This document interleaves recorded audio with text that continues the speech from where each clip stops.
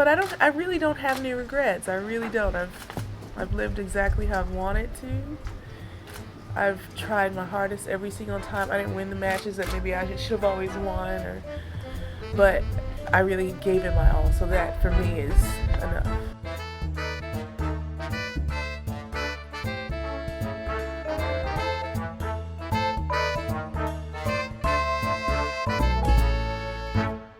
Hello everybody, welcome back to The Body Serve. I'm Jonathan. And I'm James. We are coming to you after our first live tennis in 3 years. Yeah, our last time on site anywhere was Cincinnati 2019. Mm-hmm. And it, honestly, the years flew by. They were horrible, but they flew by. It feels like just last year. But this is the part of the season where we can take pride that we have tennis at home. Mm-hmm. So we went to the National Bank Open, which hosted the WTA this year, previously known as the Rogers Cup, previously hosted at the Rexall Center, previously known as the Aviva Center. Wait, what is it called now? Now known as the Sobeys Arena, Sobeys Park, yes. Sobeys something? Sobeys Stadium. Yes. The men were in Montreal. In case you didn't know, the men and the women alternate between Montreal and Toronto every year. So we got the women this year. Next year we'll get the men. You're looking at me like, wow, that was such an unnecessary preamble. Part of this episode will be just our observations of being back on site. So hopefully you're interested in our experience at live tennis. We know it's such a privilege to be able to go to live tennis in person, in your city, on such a high level. Certainly do not take it for granted. And it was really good to get back. We watched Serena Williams win a match on Monday at this tournament. And then the next morning, we all woke up to the news that Serena will be retiring at the US Open this year.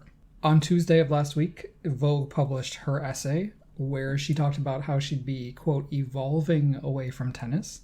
She doesn't like the word retire. And it was great for me that I got to watch her play without that context. Yes. I really of course we knew it was coming, but the announcement makes it very real. It makes it finite, and you start to do this countdown. But on Monday, I was able to watch her with a little bit of freedom, not thinking, oh, I better enjoy this because this is the last time. She said, quote, I have never liked the word retirement. It doesn't feel like a modern word to me. I've been thinking of this as a transition, but I want to be sensitive about how I use that word, which means something very specific and important to a community of people. Okay, Queen. Come on, ally. She goes on to say, there is no happiness in this topic for me. I know it's not the usual thing to say, but I feel a great deal of pain. It's the hardest thing that I could ever imagine. I hate it. And I believe every single word of that. Yeah. I felt there was a lot of humanity in this essay. Some of it felt, this is the Serena I want the world to see, but a lot of it felt kind of freeing and felt human. And Louisa Thomas wrote in her New Yorker piece about this that the parts that rung true the most were where Serena acknowledged the things that she couldn't do, or she didn't do. So I want a family, and because I'm a woman, it's more difficult for me, right? I can't have 5 children like a dad and continue to play tennis in the same way. I want 24 slams, but I didn't get it. I might still, but I didn't get it. So that, to me, was so illuminating, and it made her feel human. Well, she said, I won't pass 24. Implicit in that is that she could still get to 24 if she wins the US Open, but given that that's the last slam that she'll play, she's acknowledging that she will not pass Margaret Court's so-called record of 24. Mm-hmm. And she tells us that, yes, this is something I wanted. Yeah. And it sucks for me, Serena, that I did not get this. And for years, we've seen the Serena of, I have nothing to lose. I don't feel any pressure. And we knew that was a lie, right? We knew it was a defense mechanism. And so to have her at age 40 on the cusp of retirement say, I did want it. And in Grand Slam finals, I probably wanted it too much. And that affected my performance. And then also say, but at the same time, I'm not thinking about her. She didn't say I'm not thinking about it being the 24. She said I'm not thinking about her, Margaret Court. That I enjoyed a lot. How do you feel, James, now that we finally have the finality of her career it's right down the road. You can see it. It is, yeah. I feel stressed because now that there are a limited number of matches to go, you feel that you have to see every single one, enjoy it, savor those moments, and it's kind of stressful. I feel like I have a lot of work to do over the next month or 3 weeks. But at the same time, I felt this weird bit of relief, right? And I'm sure Serena, she said, I'm not happy about this. I hate that I have to retire. But she had to have felt some relief, or at least some pride. Well, she says she doesn't like thinking about her quote-unquote legacy. Right. That's something that she said in press repeatedly, and her answers check out. You know, like you can tell that this is not something that she's happy to think about. Because tethered to that is the end of her career. And as we know now, she's not happy to end her career. Right. If she could, she would outsource the babying part and just keep playing and playing and playing. But she's at a crossroads now where one has to give. Right. She wants another child. Olympia wants a sister. Not a brother. Only a sister. She tells this story in the Vogue article where Olympia was answering a question from some program that she was listening to or something. And Olympia wasn't aware that Serena was listening, but it was asking Olympia, what do you want to be when you grow up? And Olympia said, a big sister. And Serena said when she heard that, knowing how much being part of the sisterhood of the Williams clan was for her, that really put into perspective her hopes and desires for her own family and Olympia being able to feel what she felt in her life as a sister. Yeah, that's real. You know, that's real life. And her tennis is real life too, but this is something different. Serena grew up with 4 sisters. They're really close. They lived in a small house all together. I mean, family is so important to Serena that she said she was afraid to tell her parents of her decision. At 40 years old. Obviously they know what's coming, right? I think she highlighted something that's common among GOATs, is that she said, I love to compete, I'm going to miss the fire of competition, which everybody says. But she also said, I like to be on stage. She likes to perform. Exactly. And I feel like to achieve what she's achieved, you have to have that in your personality, or else it's going to be even more difficult to do it, right? Like she does like to perform. She likes to be the star on stage. And I imagine when a great athlete retires, that feeling is impossible to replace. Like, how do you substitute that intense emotion? I've spoken about this on the show before with respect to folks telling people to retire and offering a reason as to why they don't retire even though you want or think they should. And that's because that feeling of being able to do something that nobody else in the world can do, there's that at a very stratospheric level, but also on a much more micro level, just the thrill of, in Serena's case, hitting an ace on set point, which she talks about in this piece, being able to do those things in those moments, those little intricate within a match things, and do them so well. The feeling of doing those singular things within a match, it's irreplaceable. Like you cannot recreate that specific feeling in sport outside of sport. She has other things going on that she's doing with this evolution, but what does the equivalent of that look like while writing a check, giving seed money to a new firm in her venture capital company? There's no tit for tat comparison. And so she's going to have, it's going to be a mourning period for her where she will never again be able to experience that. And I think that's what's most difficult for these great athletes to give up. It's not the macro part of it where it's, oh, I won't be able to play tennis again. I won't be able to win another slam. It's all the little individual intricacies that make up the whole of being the greatest of all time. And I'm starting to realize that the sisters are probably not going to disappear from tennis in the way that Steffi Graf has. They've held on for so long, first of all. They obviously love playing, but I think we're going to see them. Like, of course, they'll still be famous, but I think they're going to stick around. I think you'll see Venus more when she's done playing than you will Serena. Serena even said she's not here about this farewell tour. She's not looking forward to it. Right. She says, I don't care about one last crowning achievement where everybody knows that this is it. She's just as happy, if she is to not win the US Open, she's just as happy to play her last match, wave to the crowd, and walk off. And, you know, she's not going to get that, of course. No. She didn't even get that in Canada. No, and you saw how wrought and awkward it made her feel. Yeah, really emotional just to play her last match in Toronto. We'll obviously talk more about her career and her achievements, and I'm also feeling the pressure to honor an athlete who I've revered for so long, like on the show, right? So we have to do a good job.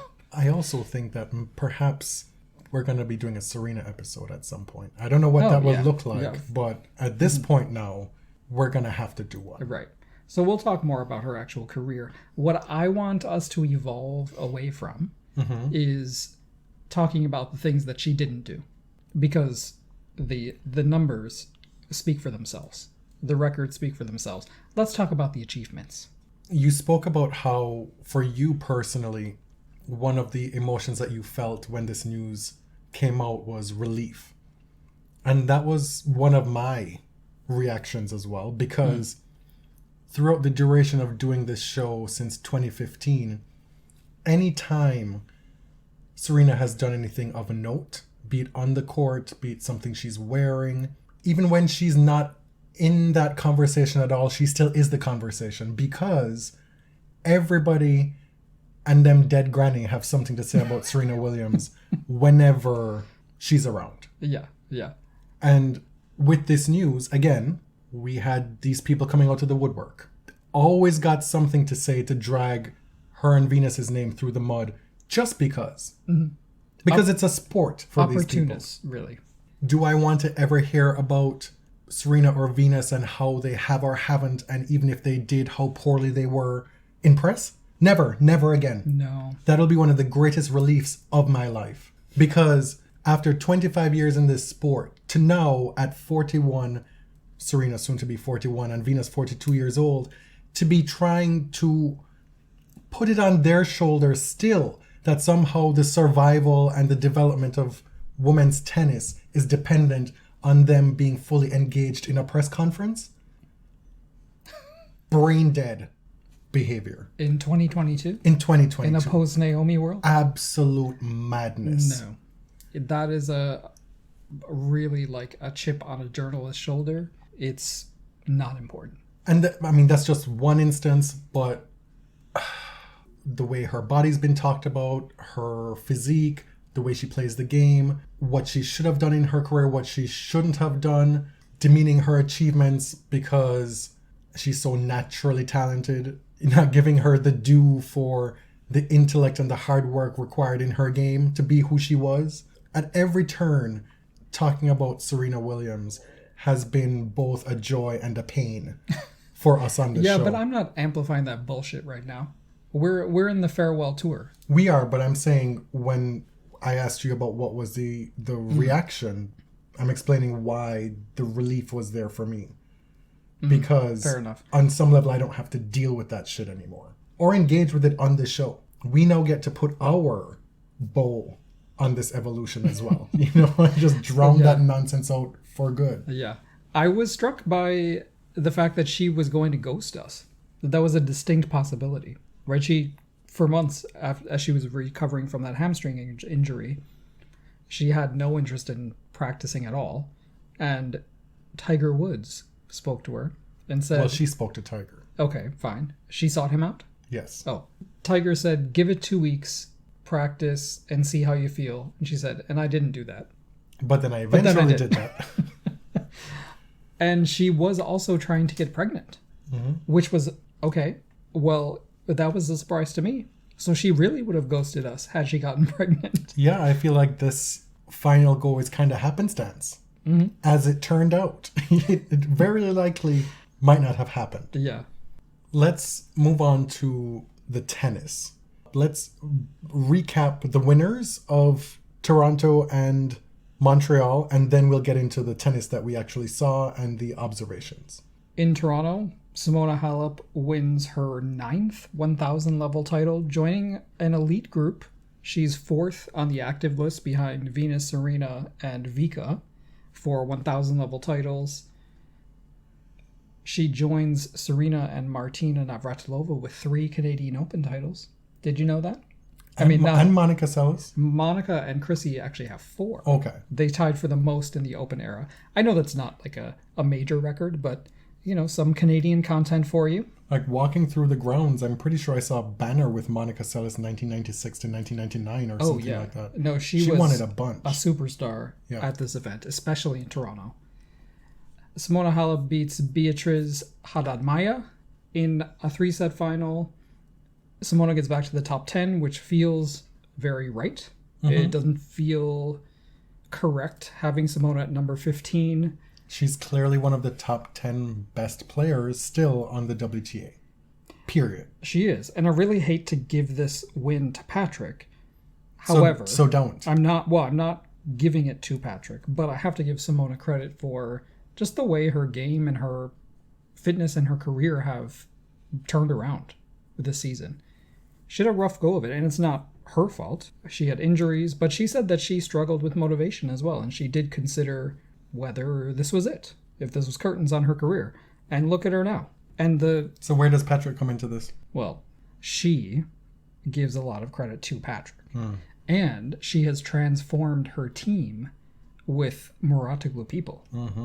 Like, fired everybody who's been with her for years. Yeah. To just put all the Moratoglus on the payroll. But at this moment in time, who's going to tell her that she was wrong to do that? Right? Winning another 1,000 level title. And I feel she did not even have to play her best tennis through this tournament. No, but she played well. She did. Most of the women clearly weren't able to win despite not playing their best tennis. Right. Simona is just a bad matchup for Coco. Jessica Pegula had that incident where she allegedly, if you read lips, called Simona a pusher. Which, can I just say, the pusher discourse has gotten way out of control. Way out of, I've been saying this. But define pusher. How do we even define it? And watching Simona in person, I understand. I get it. But what's the difference between a counterpuncher and a pusher? For tennis Twitter, I don't think there is a difference. I think it boils down for a lot of people to, will this person hit a bunch of winners and hit through an opponent like it's nobody's business?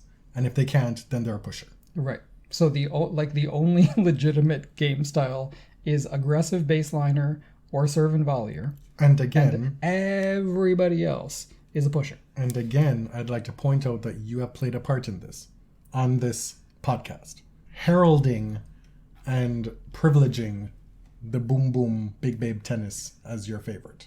Yeah, that's my favorite. That doesn't mean that Simona's style sucks. No, it just means that maybe it's not my favorite to watch. But when Jessie calls her a pusher, it's like, well, if she's a pusher, hit through her. Right. You have a big flat game. This is the heat of the moment. You're frustrated because Simona is incredibly steady, but the woman is fast and she's getting the balls back hard. And Simona is not moonballing everything. Push harder. Right. I think when a lot of people, and myself included, went to see tennis for the first time live, I could not believe how hard these women hit the ball. Even the people who you think are pushers. Exactly. The first time I saw Elisa Mertens, I was like, I've been lied to. My eyes have lied to me. The internet has lied to me. What is going on? Somebody lied to us several times because even the women with supposedly no power hit pretty hard. Simona, in my mind, is not a pusher. She has a very beautiful backhand that I re-appreciate. and she's an incredible athlete. So good for her. And I will say that seeing her in person really, it reminded me why I liked her, and it also made me acknowledge that I had been unfair in the past. Because you were a stan. Back in like 2014, 2015, at the start of this show, you were a stan. Simone at one point was the one who you'd stan when we thought the Williamses might be retired. That was a very short 8 years ago. And you know what really did it was the French Open final versus Sharapova.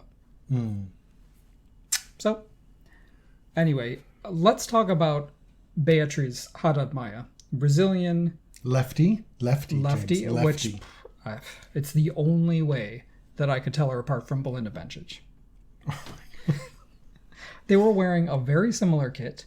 Their faces look very similar. They both look like Haim sisters. I was shook. Like, I turned on the match and I saw a woman walking toward her chair. I'm like, Belinda's face doesn't look right. Something's wrong. It was like an uncanny valley situation, and it wasn't her. Maybe that's just me. We have to give respect, put respect on Haddad Maia's name here.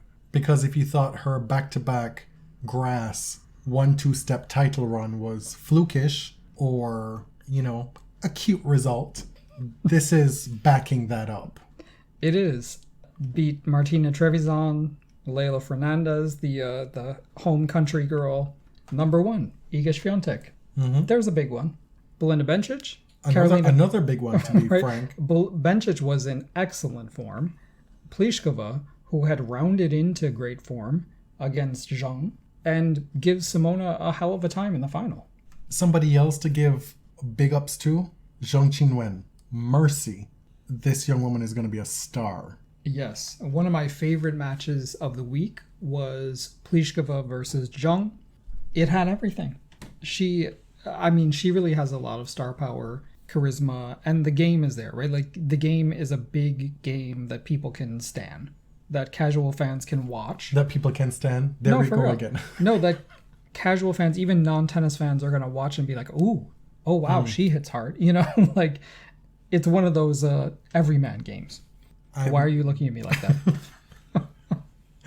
I'm not because denigrating. No, I understand, but for all that we just talked about, I'm shook even, that the way you just described Zheng Qinwen and the fact that she's one of your new faves, I'm just not surprised. It aligns with my values. Yes, essentially. Which is hit hard, and if that doesn't work, use topspin.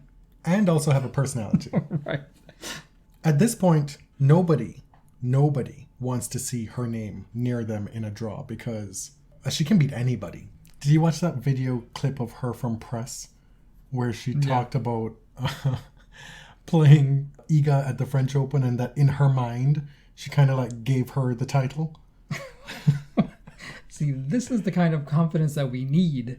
And also self-awareness to realize that it's an irrational thought. Because if Ostapenko had said it, there would have been no humor about it. It would have been absolutely yes. No irony. Exactly. Yeah. We're sort of halfway. We're almost to Ostapenko, but not quite there. It's the sincerity that makes her. We'll get to some of the observations that we had about the women's tournament from our time on site. Before we do that, let's talk about what happened in Montreal. Montreal is a tennis city. The people there love it. I feel like they're knowledgeable. The crowds there are super engaged. And you could see that even though Rafa and Novak weren't there weren't superstars in the final, the spectators were excited. And I love that about the Montreal tournament. I mean, we get people coming to the tennis in Toronto, but not always the most educated about tennis. Which is fine. Like, you don't want to gatekeep. You want people to come because the sport needs to survive. Yeah. But, well, we'll talk about that later. But that's part of the observation section. The Montreal fans seem so just excited to be there. Pablo Carreño Busta wins a Masters 1000 title. To go with 2 Slam semifinals on hard courts. Yes. And this clay rat is a clay rat no more. Never had been. No, never was. I think what Nick said was something along the lines of, if it weren't for clay and the clay results, he wouldn't even be top 50. Yes, which is, false. This is his 4th title on hard court, 7th overall, and it was a great week. He beat Berrettini in his first match, number 7 Jannik Sinner, Hubert Hurkacz in a 3-set final, and it was a pretty exciting final. A lot of hustle from Carreño. The returning made the difference. Aggressive returning in the 2nd and 3rd sets. Did you see that point that everybody is saying is point of the year? Yeah. That was wild. It was. And you're going to see it a lot, I think, through the rest of the year. But I wanna give a little bit of unsolicited advice to men and women who are in the position that Hurkacz found himself in the middle of that point. You have lobbed this dude, and he's run all the way to the back, and he got the ball back. Now, the fact that he was able to get that lob back should tell you, do not bring him back into net. Just don't do it. Time and again, you see where a player gets pushed back and have to run back to the baseline to get a ball, and the almost next follow-up shot is like, well, they're far away. Let's F with them some more and drop shot him and bring him into the net. Not with somebody this fast. maybe moonball him again. Like the moment I saw that follow-up shot, that second follow-up shot, try to bring PCB back into the net, I was like, oh, I'm so sorry, Hubie. Like, this is not going to end well for you. But also, he could have smashed a ball and he waited till it dropped, and that really changed the momentum of the point. And maybe the sun was in his eyes. Like, maybe he would have missed if he had tried to hit it out of the air, but that changed everything. I imagine the moment PCB gets that lob back, chasing it down and getting it back into play, every subsequent shot from Hurkacz is like, I can't mess this up. I cannot suffer the indignity of losing this point. That's going to be really embarrassing. Yes. But the returning showed in the stats. Like, Hurkacz won only 35% on his second serve, which is really bad. He's supposed to be a serve bot, right? And he, I think, dodges the serve bot title because he has a good personality. So that just shows you, if you don't want to be called a serve bot, be nicer, be more charismatic. You know who you are, or be hot.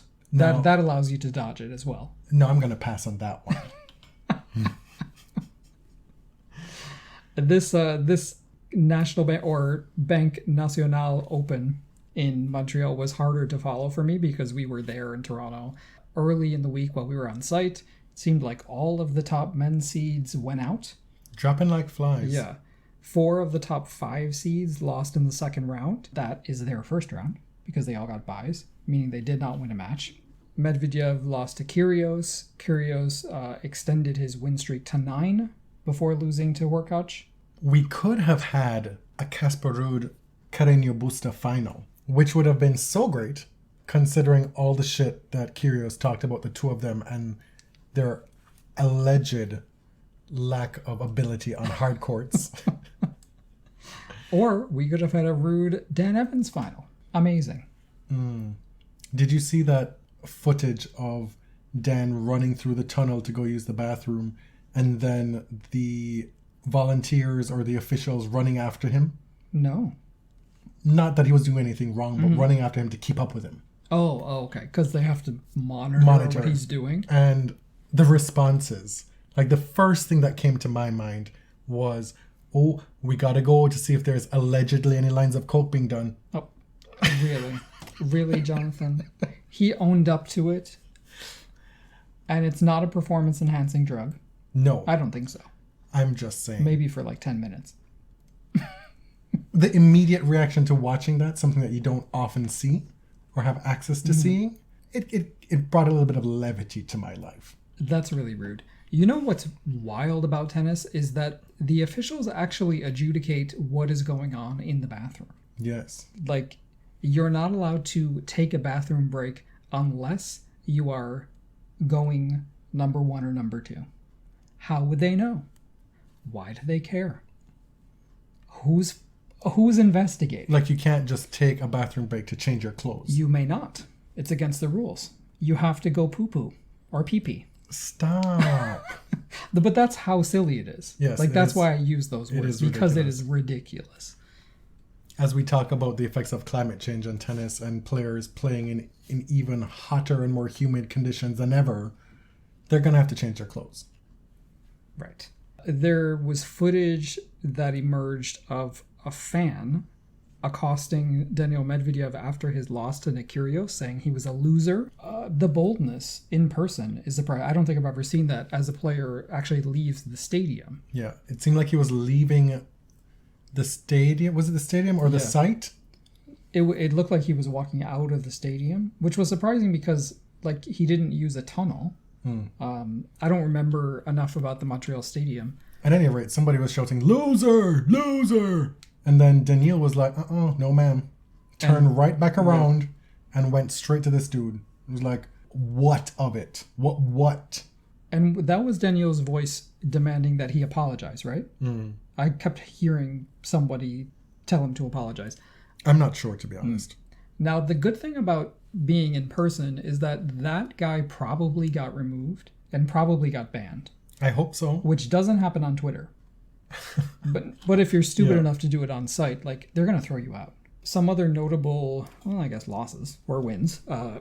Jack Draper beat Tsitsipas in the second round. Draper made the quarterfinals after Gael Monfils retired, unfortunately. Nepo Baby Draper has won 4 challengers this year. Nepo Baby Draper? He is, but he's doing well. Nepotism, you're talking about? Okay. Yeah. I mean, Jane Fonda's a Nepo baby. Okay. You can overcome it, you know? But Jack has won 4 challengers. He's gone from number 265 in the world to 55. That's really good. Mm-hmm. He's a lefty. Did you know that? I did not. No. You know, I never look at that. And the other big notable achievement this week is that Coco Gauff and Jessie Pegula win the title in Toronto, and with it, Coco ascends to world number 1 in doubles. The second youngest ever WTA doubles number 1, only behind teen prodigy Martina Hingis. On her ranking at the moment is 2 Grand Slam finals and a title in Doha and Toronto. On the doubles ranking. Yes. And I was looking through the doubles winners this year, and it's been all over the place. So many different teams have won. So at the moment, Coco is very close to being top 10 in both singles and doubles. Came close the week prior in Silicon Valley, the Mubadala event in San Jose, and was a 1 win away from the top 10. Again in Toronto, was 1 win away from cracking the top 10 and didn't happen. So that's yet another milestone for Coco to look forward to. The week before, Kazatkina kept her out of the top 10, and Dasha now has lost to Bianca in the first round and has lost today to Anisimova in the first match in Cincinnati. Are we going to move on to some observations? Yeah. The tennis that we saw in Toronto. We were lucky enough to start our day with a Serena day session. First, Simona annihilated Donna Vekic. I mean, it was pretty ugly. Serena played Parisas Diaz. Straight sets match, not straightforward, 2 hours long. In the second set, there were games that lasted forever. We watched a game that went to 9 deuces. And in that match, Serena said, "My mama said I was not built to break." And apart from her second service game of the match, she held every one of those long deuce service games, punctuated by, in that second set, just a delicious rally where Serena ended it with an on-the-run forehand cross-court winner that had everybody in that stadium out their seat. I dropped my brand new phone and did not care where it went because it was one of those hard to duplicate moments in live sport where something so thrilling happens that you have a completely involuntary response to it. Yeah, and it's unusual, especially during a day session where you feel a crowd roar like that in unison. They were so engaged. And my mom actually observed that the roar scared Olympia. Poor thing. She was there, and she looked scared after that, and then Daddy took her away. The match, I don't leave tennis matches remembering a lot of the individual points because there are so many. I kind of leave with a vibe. And the vibe was that there's going to be patches of brilliance There's going to be a lot of just struggle, roughness, but it was such a thrill to see Serena on court, which for me is going to be the last time. And I just felt so lucky that I got to be there. And you had a decision to make, because once we woke up Tuesday morning and the announcement was made that Serena's retiring, then her second round match became a hot seller. It was a hot ticket. Like, those tickets were sold out in no time, and the resale market. Oh. So we had a decision to make, because we did not have Wednesday night tickets. We were kind of playing it by ear, waiting on the order of play to decide, well, what do we do? You were still working. I had the day off, but I wasn't going to buy a night ticket for a session that I'm not going to call on no disrespect on anybody right now. But if it were a matchup that I didn't want to see, I wasn't going to be spending and wasting that money. Yeah. And it was a matchup I did not want to see. It was Serena Bencic. Even though it was Serena, you made this call and you had to decide for yourself, do I want the last time I see Serena live to be that wonderful moment that I had day one, day session, and have that be it? Or do I want to put myself through watching her potentially lose to Belinda Bencic? And listeners, James made the right call.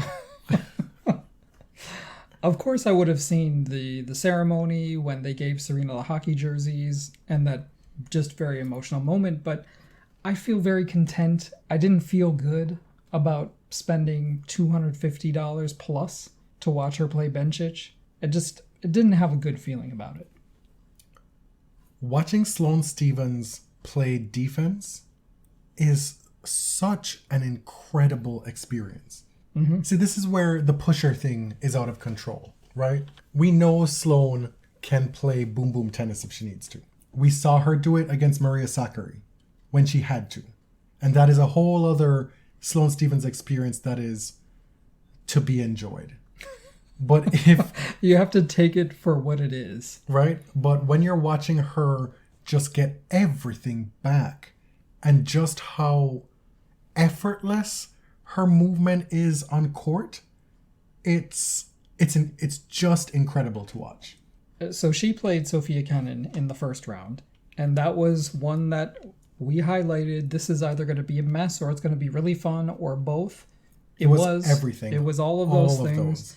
It was interrupted by rain several times, and no disrespect to Ms. Kenin, but she always seems on the edge even under good circumstances. Well, she was down big, a set and 5-1 in that match, and just blasted her way back into that match. And there were moments, right, where you remembered why this woman is so good, why she's great even, because she plays this brand of like video game tennis, right? It's this power that seems like it comes out of nowhere. It's similar to Bencic, but more powerful. And the takeaway for me is that Kenin, while she's lost a lot of matches since she's come back and hasn't had success, she's not that far away. We saw her play that exhibition in Atlanta, I want to say it was? Yes. Against Coco, and that was not pretty. No, that was a disaster. But when she came to Toronto, yes, she lost in the first round, but she fought through all these rain delays. She was down against Sloane, gets it to a third set, and made it a very exciting match. I think it's really a mental thing. That day, with all the rain delays, the day before, it looked like possibly, based on the radar, we wouldn't get any tennis. And I know they always lie. All summer they've been saying rain every day and it never rains. There was a stretch where from a Wednesday to Friday, we were supposed to be drowning in thunderstorms. And we got 1 hour total of rain. And so that was the sliver of hope, right? We ended up getting Serena uninterrupted. Mm-hmm. There was a bit of a sun shower during Serena, and they didn't pause. But the fear was, oh my God, we get this great lineup where you get Serena during the day, you get Venus at night, possibly the last time, definitely for you, that you might see them in person. And what's going to happen? It's going to get rained out. And that didn't happen. But with those delays and with that Layla match, Venus ended up playing at like 11 p.m. Okay, what happened was Sloane and Sophia were so delayed that they started the night session. They had to finish their match, and they ended, I think, around 8:30. Yes. The night session starts at 7. So then Layla comes on late. She played for 2 hours and 41 minutes against Storm Sanders. Ma'am, love you, girl, but that third set was dire. In theory, I had to leave. In theory, we are big fans of Leyla Fernandez, but in practice, watching her live was not a pleasant experience. Nothing against the young woman. She seems lovely. But it was a long day, full of rain delays. It was not within my bandwidth to watch a third set with all those deuces while I was thinking about old lady Venus behind the scenes waiting to come on for the night session. You tweeted cheekily that this has made you resolute that tennis needs to abolish deuces. And some folks didn't quite get that. I mean, like defund deuce. I was joking. But then Pam Shriver responded and she was dead serious. And I don't blame her. If you are, especially someone like her who's on site for so much tennis, I swear those first few days in Toronto, I saw more deuces. I saw deuces to last a lifetime. There was a big problem closing out games and sets. I mean, it's one thing when the deuces are being funded by jaw-dropping winners and the play is so exciting, but when it's just a struggle bus battle of ineptitude, then it's such a particular brand of futility that's hard to watch. Well, because for me, part of the appeal of tennis is the bizarre scoring system in which you can theoretically play into perpetuity, into eternity. I like it, unless I'm sitting there in that uncomfortable chair waiting for Venus Williams. And so Venus comes on, and it was not cute. I will say this: Venus looked incredible. Like at that time of night, if she were going to a club, like fire. The kit looked amazing. Yes. She looked in physically great shape. She didn't look slow. She just could not feel the ball on her racket. Could not string points together. It was difficult to watch, but not defeating to watch. Because you could still see a path forward for her, and you know Venus is searching for that path forward. You are such the optimist as a Venus fan. I'm not saying you're wrong. I'm just saying you will always see the sun when it comes to Venus. I'm telling you. Because that match, it was rough. I've lost many hours of sleep in some of the worst years of her career. And lived to experience 2017. So, I mean, if Venus is up for the challenge, I'm up to follow her. Yeah. Down that road. The night session ended around 1 o'clock. It was a long day. Well, it ended after we left. But very, very shortly after. Yes. We were outside waiting for you to get the car and the match is over. Yeah. Yeah, the second set went super fast. Day 2, I didn't go to the day session, but the night session was Bianca versus Dasha Kazatkina in what to me was like a very highly anticipated match. Bianca had done a lot of press for Tennis Canada like the night before in the VIP lounge. I didn't even know we had VIP lounge tickets. I feel like everybody did. But you could go inside this building and there was like a wine bar and everything. It was very nice. Air conditioned. Toronto has really stepped their Taurasi up because the food is by orders of magnitude better than it was. Just the facilities, places to sit down, it was so much better. Like, if you're having a Canadian Open, you have Canadian food. Exactly. Having Harvey's there, a big win. It doesn't have to be a $20 steak sandwich from the keg. For real, which, by the way, was phenomenal. Okay. But if you just wanted an $8 experience and a delicious fried chicken sandwich or one of their Angus beef burgers, you could have a quick bite to go very quickly at a rate that did not break the bank. This was brought to you by Harvey's. I used to work at Harvey's for about a month back in the day. I remember it was a very tempestuous month. Anyway, the facilities, we were talking about Bianca actually, but the reason I brought it up was she gave an interview in front of the whole BMW lounge with someone from Tennis Canada talking about the mental health projects that she's assisting with, like the quiet zones for players, access to mental health care. Like, it's stuff that she clearly finds important, and she did a ton of work for Tennis Canada during this week. Being on the site, you could see Bianca and feel Bianca everywhere. Oh, yeah. And she was doing literal work for them. And so that's all to say, off court, I really enjoy this woman. You came into this match saying, wow, you were ready to stand. I was ready, and then I remembered. Because, as you know... Listen, it started from way back in the day. Her first breakout year, when it started in February. I don't remember where they were, but she played Venus that year. Yes. Would have been like 2018, I want to say, or 2019. It may have been that same year that she broke out, but it was 2019. maybe like months before. And she beat Venus, and like, okay, fine, you tried it. But then also, in those early matches where she was winning, there was a lot of Bush League stuff. Oh, remember she used to fire the balls back after a point, and Venus checked her? The point would be open, and she'd take the ball from her side of the court and fire it back over to Venus's side multiple times. And you're like, what is going on here? Yes, you don't need to do that. And so when one Bush League element was, cast aside from her game, others would pop up.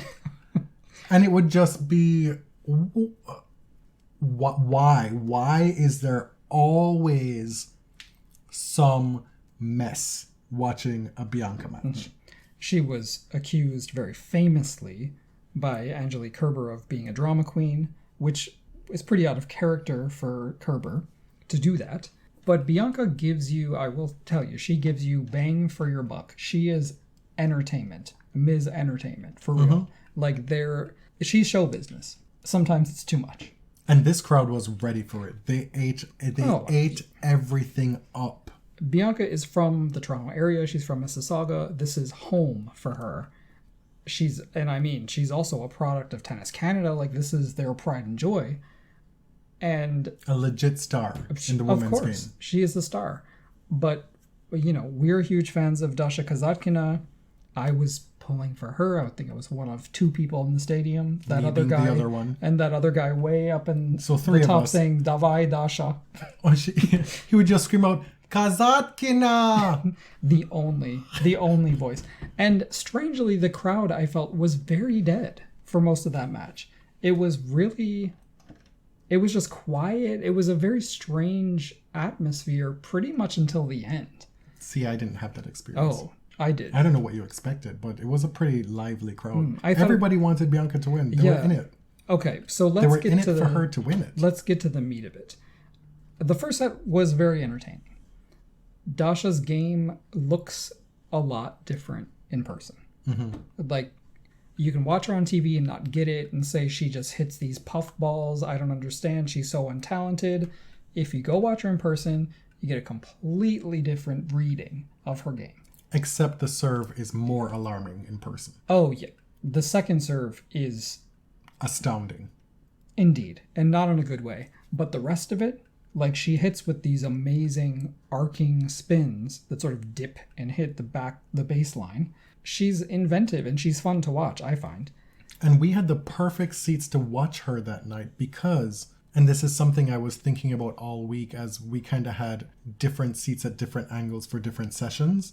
When you're sitting toward the side of the court, you get to see the spins on the ball in ways you cannot if you're sitting behind the players, like behind the baseline or at a slight angle. You get a completely different viewpoint of the tennis.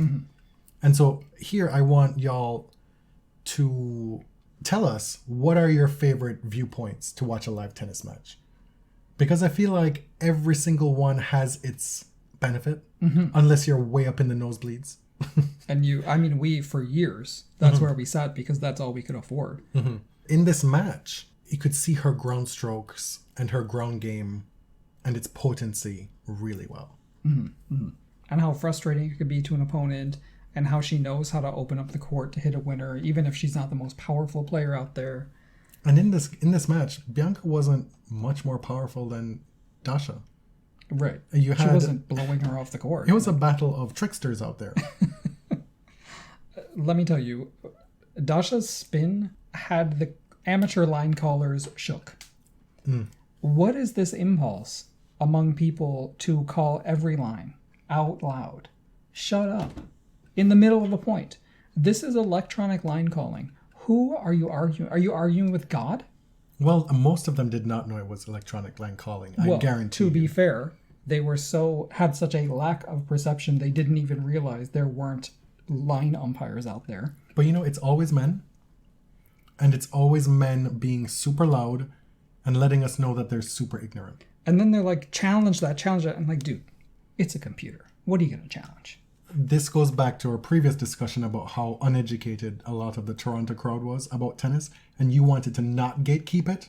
What I want to gatekeep is having men be loud, obnoxious, wrong, and stupid at tennis matches, because we do not need that. Mm-hmm. Because, to be frank, I don't want them coming back. Oh. I don't want them. Oh, really? I do not. I've had it up to here.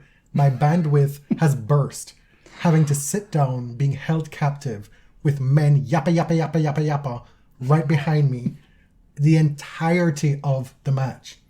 Like this one dude, the entire match was like, get her, get her, get her. Out, out, in, out, get her. Like, see, the thing that bothers me is talking at outdoor level in the middle of the point. Because we weren't that far from the court, too. No. But why do you need... Like, I guarantee you nobody needs to know your opinion on whether or not every single ball was in or out. Nobody needs to know that. And this dude was with this woman. I don't know if it was a date. I guarantee you he was trying to impress her with his knowledge and doing his little sports thing. And it's just so tiresome. I realize I have a tennis podcast and I talk sport for a semi-living. But in my regular life, this whole man-to-man bro sports talk banter fill the time, I have zero interest in it. Mm-hmm. Like somebody hears I have a tennis podcast, they want to shoot the shit about tennis. I almost want to be like, just here's the link, just download. Like I don't have it in me. I don't want to talk about who I think is going to win outside of this podcast, even on this podcast. Like, oh, so who do you think is going to win the Rogers Cup? So what you're telling me is you like the opinions to flow in one direction from you to other people. Only when I have to on the podcast. Otherwise, I just want to be left. Déjame en paz. That's all I want. And so when these men bring this brodom, this sports brodom to the tennis, devoid of any understanding of what's going on, it breaks my soul. Sorry, Beyonce. I personally don't want to be gatekeepy about who comes to tennis. I just want people to be quiet. I've said this many times before. I love watching sports in total silence. And when I go to tennis, I just sit there. And I know that's unusual.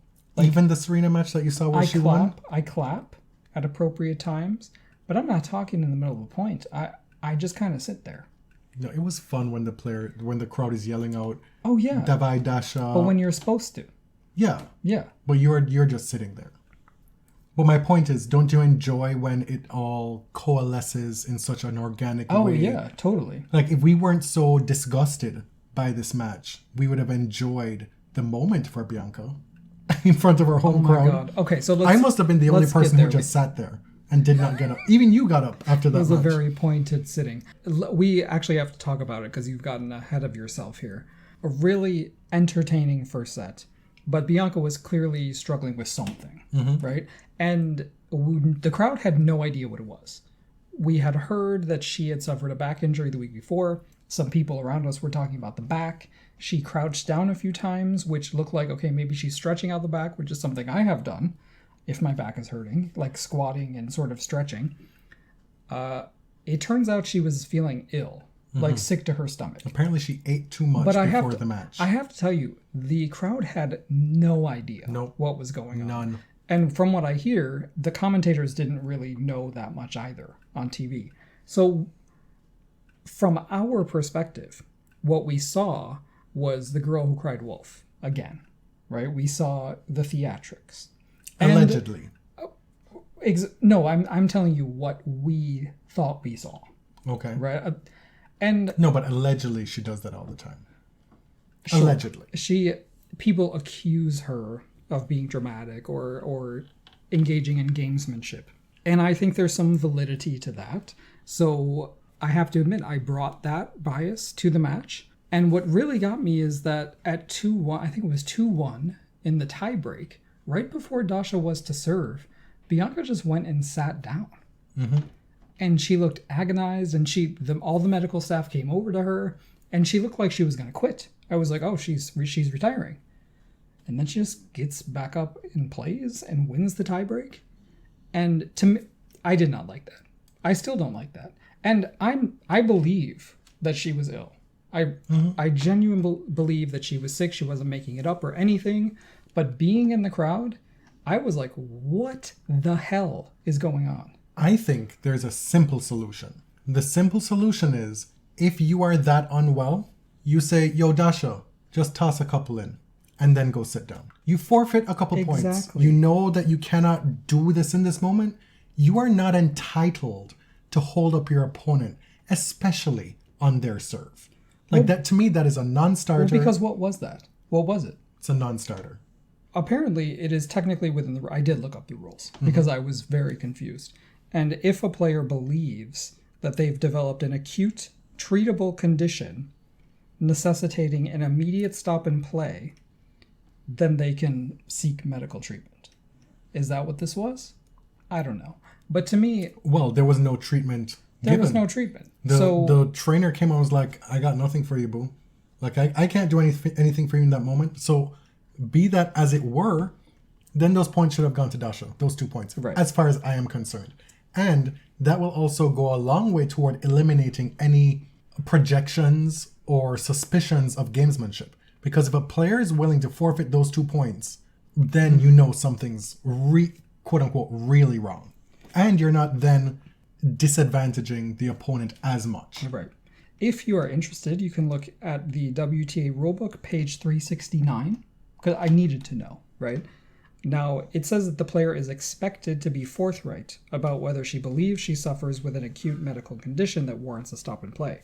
So in this case, the umpire believed that the player was being forthright. It didn't issue any sort of violation, and the tiebreak went on.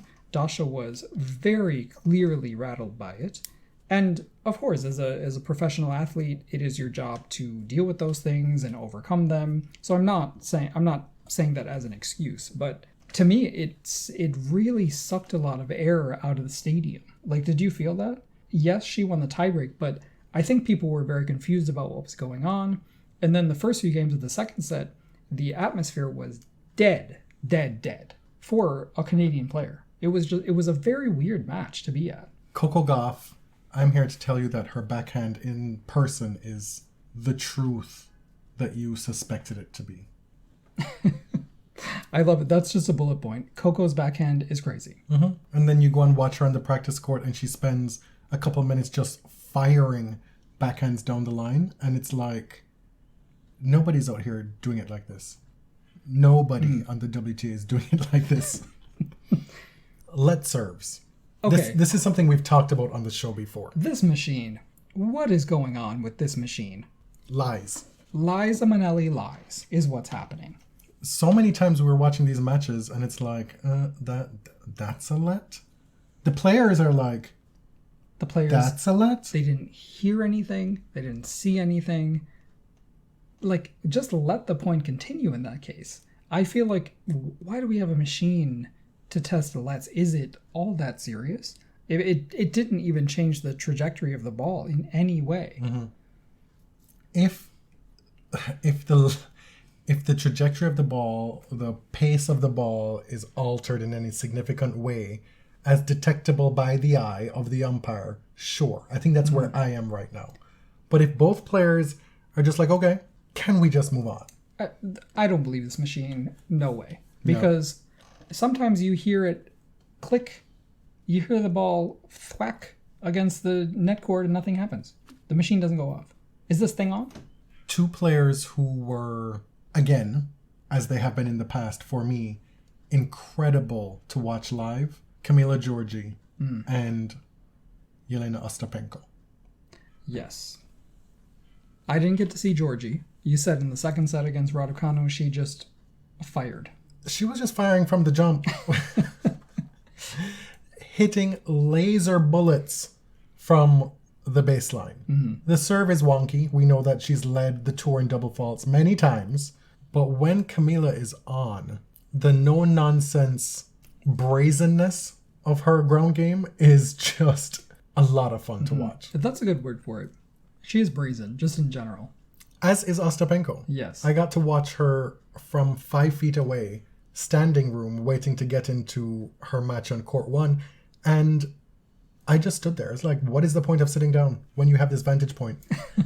And she'd be down love 40, 15-40. And whereas other players would be playing it safe, watching her live just blast her way out of those situations with the confidence and the certainty of an irrational person. Like, grant me that. Right? Right? And it's just a lot of fun to watch live. I know we talk a lot about our misgivings about Ostapenko on this show, but yapping away about it from the comfort of our living room / kitchen, watching it on TV is a totally different experience than watching it live. Which is to say, if you ever get to live tennis and you haven't yet watched her, hope that she's on and go watch her. Mm-hmm. And my recommendation is to watch her in doubles. I absolutely love watching her play doubles in person because I like to see how someone like Yelena interacts with a partner. The way she interacts with her team. She's really good at doubles. The way she interacts with her team on such a small court where they're like 5 minutes away. 5 minutes away? 5 feet away. Something untoward happens, a let cord that dribbles over onto her side of the court, and she turns around disgusted and looks at her team. Say nothing of the dress, because Can we say? I say everything about the dress. Meaning talking about all this, and then there's the dress. To see it up close, making no sense at all, but yet perfect sense for her. No, but I said it earlier. The captivating thing about Ostapenko is the sincerity. Mm-hmm. It's not ironic. Nothing about her is ironic. It may be mean-spirited. Maybe not deliberately mean-spirited, but it's mean-spirited. Okay. But also sincere. I'm just saying, well, yeah, of course. She approaches things with honesty. I don't always love it, but she's honest. She likes her dress. And she doesn't really care if you don't. She's not making a joke about herself. At this tournament, I was struck, even more so than I have been in the past, by the diversity in the crowd. Yeah, yeah. And I don't go to, or I haven't been, to many other tournaments live. It's certainly not the case in Mason, Ohio. Where... No, which is like a demographic thing, I guess. Like 10 to 20% of the crowd in Toronto is made up of black people. Like, that is not happening in Mason, Ohio. No. So I will say, I've noticed this in Toronto. Even when Serena and Venus are not playing, there is a really large proportion of black tennis fans who attend Toronto. Mm-hmm. And Toronto is also just home to many, many, many different immigrant groups, right? Like, we're one of the most diverse cities in this hemisphere. And so when you see a final with Haddad, Maia, and Halep, they're going to show up. Mm-hmm. Like, the Brazilian and Portuguese-speaking community is huge here. Enormous. Is one of the largest linguistic groups in Toronto. We have a Romanian community, which is smaller, but they come out. They come out for Halep. So you're going to get that atmosphere. But I've noticed going to Toronto, like, you could see a Bulgarian player, an Egyptian player. Like, there's going to be a group for everybody. Whereas attending Cincinnati or Charleston, that's been the North American experiences for us thus far. You get the overwhelming sense that the tennis patronage is very buttoned up and very white. It is. And whatever ignorance you encounter on site is due to the privilege of it all. In Toronto, it's just due to the ignorance of it all. Just maybe the newness to tennis as a sport. Like, you get a lot of folks who are excited about their player, right? They're proud about repping this player. And they may not be tennis fans, and they don't have to be. They just bring a lot of enthusiasm. And not to paint Cincinnati with a broad brush, right? I think Cincinnati attracts a lot of very knowledgeable fans. There's also a set that's kind of there for the wine happy hour social thing. I did not see one adult in a tennis kit. That wasn't a player. In Toronto. In Cincinnati, you see that all the time. Women walking around in their country club attire to watch the tennis. Yeah, that's an interesting thing about tennis. In Toronto, you saw a lot of kids in their tennis kits. Yeah, that's cute. The Serena match, did you catch the group of black and brown kids that came to watch? Mm-hmm. There was like 30, 40 of them on some kind of excursion. What an experience. Mm-hmm. A few years ago, I met some older black women who drove up from Rochester, my hometown, just to watch the tennis. And so you actually get a ton of knowledgeable fans from upstate New York who make the drive, right? But I think part of this is the Raptors effect. Toronto has done something very unique with the Raptor fandom, and part of that is Drake and the branding around the Raptors. It's the multicultural team, right? It's supposed to be the team that represents what the greater Toronto area really looks like. What inclusion And if you go to a Raptors game, you feel that. Mm-hmm. And so I feel like part of that is creeping into the tennis, which is really cool. Especially since Toronto now has homegrown talent. Canada has homegrown superstar talent. Mm-hmm. And when they play, as Bianca did, they're going to show out for them. And if you get an Indian or Pakistani Canadian player show up, forget it. Brampton is out here. No, but really, the crowd will be wild. Yeah, I feel like I was very uncharitable to the Toronto crowd. Just that because that one. There was a lot of good about it. So many times on site, I heard people say, "Oh, I'm going to go check out that girl, the one whose father owns the Bills." I heard it so many times. I can't tell you how many times I heard it. We're very close to Buffalo. And people in southern Ontario and upstate New York, they know the Pagulas as the owners of the Bills. Or the Pegula. Pegulas. Pegula. But they know the parents. They may not know Jesse, but they do now. Overall, being back at live tennis was such a refresher for me personally. I don't know if it was for you, but it makes doing the podcast easier, I think, especially during this stretch. Yeah, I agree. You just you get a different feel when you're there in person. Like I said, watching Dasha is such a totally different experience. Watching Simona, of course, watching Serena, that's a given. That's a gift.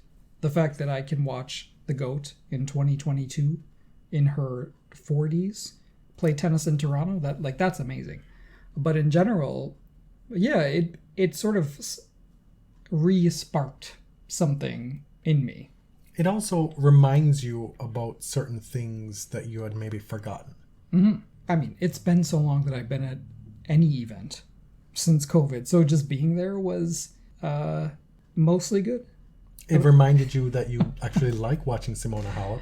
Which is so weird. Super weird. But it reminded me just how good these players are. It's so easy to slag them off watching from home and just spouting off on Twitter. Mm-hmm. But when you watch them live, even when they lose, it doesn't feel like the embarrassment you make it seem by having watched 2 points and just looked at the scoreline. Yeah, you know? Yeah.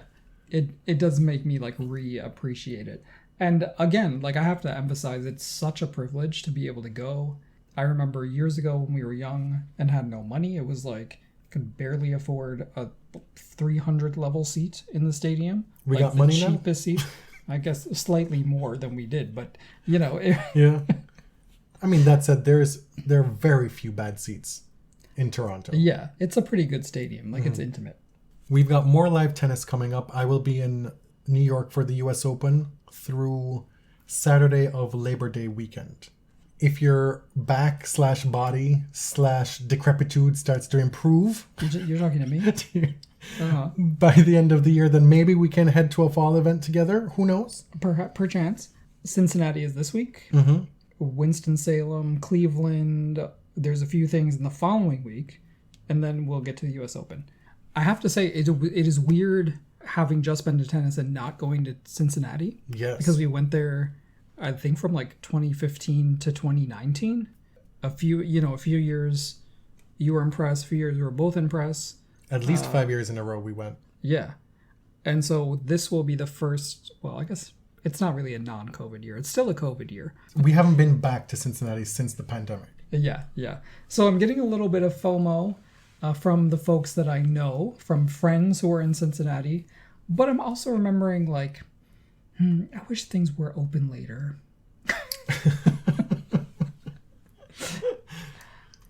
My name is Jonathan. You can find me on Twitter at tennis_John. And I'm James at ElliotJMR. 2 L's, 2 T's. We are at The Body Serve on Twitter and Instagram, linktree.com/thebodyserve. Get your dogs and cats and birds and lizards and hamsters Body Serve pet merch. I think it's really just dogs and cats. Well, I mean, lizards. Lizards like to have their own mat and blanket. Maybe guinea pigs. Chinchillas. Anyway, thank you for listening, and we'll be back soon. Till next time. Thank you. Thank you very much.